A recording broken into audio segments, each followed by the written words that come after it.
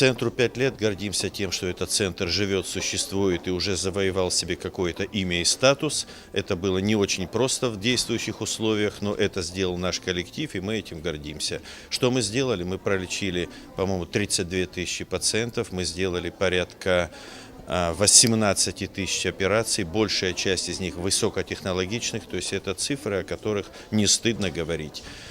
Что нам предстоит? Нам предстоит жить в непростых условиях, но мы надеемся, что с помощью наших коллег мы пройдем все этапы и будем служить на благо нашим пациентам.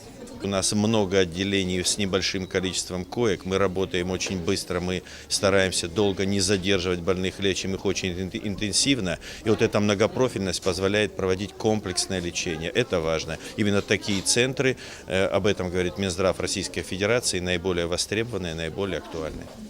У нас есть весь набор оборудования, который нужен для того, чтобы центр нормально функционировал. По всем профилям, больных, которых мы лечим, у нас есть все необходимое оборудование для диагностики и лечения.